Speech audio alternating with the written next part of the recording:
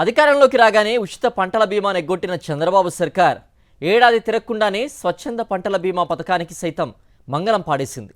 Premium బకాయిలు చెల్లించకుండా చంద్రబాబు ప్రభుత్వం చేతులెత్తేయడంతో జాతీయ స్థాయిలో ఇన్సూరెన్స్ కంపెనీలు ఏపీని బ్లాక్ లిస్ట్లో పెట్టేశాయి.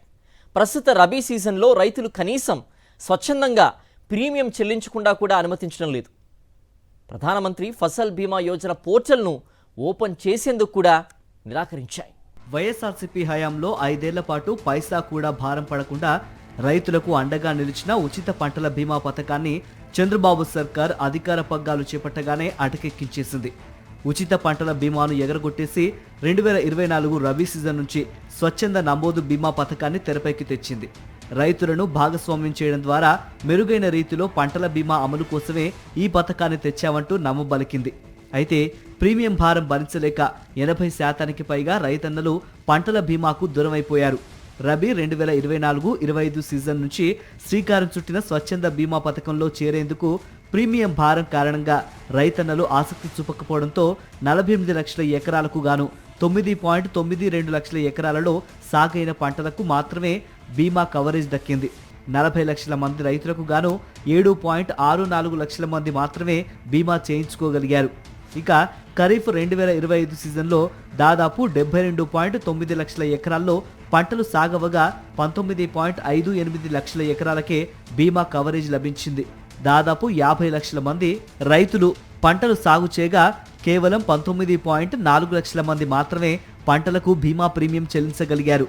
ఉచిత పంటల బీమాకు సంబంధించి ఖరీఫ్ 2024 సీజన్లో రైతుల వాటాతో కలిపి ప్రభుత్వం 834.44 కోట్ల రూపాయల బీమా కంపెనీలకు చెల్లించాల్సి ఉంది. ఇక స్వచ్ఛంద బీమా అమలులోకి వచ్చిన తర్వాత ప్రభుత్వం వాటా కింద రబీ 2024 సీజన్లో 88.07 కోట్లు, ఖరీఫ్ 2025 సీజన్కు 172.60 కోట్లు చెల్లించాలి. అంతేకాదు 2023-24 వ్యవసాయ సీజన్కు సంబంధించి జూన్ 2024 తర్వాత చెల్లించాల్సిన 1324.33 కోట్ల రూపాయల ప్రీమియం బకాయిలు చంద్రబాబు సర్కార్ ఎగనామం పెట్టింది. ప్రభుత్వం వాటా ప్రీమియం డబ్బులు చెల్లించకపోవడంతో రైతులకు పరిహారం దక్కని దుస్థితి నెలకొంది. చంద్రబాబు ప్రభుత్వం గద్దెనెక్కింది మొదలు ప్రతి సీజన్లోనూ కరువు కాటకాలు, మద్దతు ధరలు లేకపోవడంతో రైతులు తీవ్రంగా నష్టపోయారు. ఓవైపు వర్షాభావ పరిస్థితులు, మరోవైపు అకాల వర్షాలు, ముంచెత్తిన వరదలతో పంటలు దెబ్బతిన్నాయి. అదే ఉచిత పంటల బీమా పథకం అమల్లో ఉంటే సకాలంలో చంద్రబాబు సర్కార్ చెల్లించాల్సిన ప్రీమియం వాటా కట్టి ఉంటే 2023-24, 2024-25 వ్యవసాయ సీజన్లకు సంబంధించి కనీసం 3,500 కోట్లకు పైగా బీమా పరిహారం అన్నదాతలకు అంది ఉండేది. అయితే చంద్రబాబు ప్రభుత్వం ప్రీమియం బకాయిలు చెల్లించని కారణంగా ప్రస్తుతం రబీ సీజన్లో కనీసం బిడ్డింగ్లో పాల్గొనేందుకు కూడా ఇన్సూరెన్స్ కంపెనీలు ముందుకు రాలేదు. ఏపీలో తాము ఫసల్ బీమాలో చేరబోమని తెగేసి చెప్పాయి. ఒక విధంగా చెప్పాలంటే ఏపీని పూర్తిగా బ్లాక్ లిస్టులో పెట్టేశాయని పేర్కొంటున్నారు. జాతీయ స్థాయిలో ఫసల్ బీమా పరిధిలోకి వచ్చే రాష్ట్రాల జాబితా నుంచి ఏపీని తొలగించాయి. దీంతో ప్రస్తుత రబీ సీజన్లో కనీసం పోర్టల్ కూడా తెరవలేదు. చంద్రబాబు సర్కార్ నిర్వాకాల ఫలితంగా రుణాలు పొందని రైతులే కాదు, రుణాలు తీసుకునేవారు కూడా పంటలకు ప్రీమియం చెల్లించేందుకు అవకాశం లేకుండా పోయింది. దీంతో గడిచిన రబీ సీజన్లో తెరపైకి తెచ్చిన స్వచ్ఛంద నమోదు పంటల బీమా పథకం ఏడాది తిరగకుండానే అటకెక్కినట్లయింది.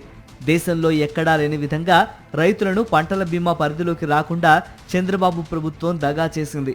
కనీసం ఇన్పుట్ సబ్సిడీ అయినా సకాలంలో ఇచ్చిందా అంటే అదీ లేదు.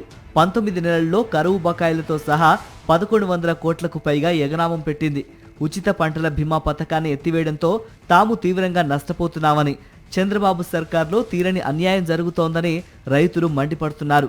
కూటమి సర్కారు వచ్చాక అన్ని విధాలుగా నష్టపోయామని అన్నదాతలు ఆక్రోశిస్తున్నారు.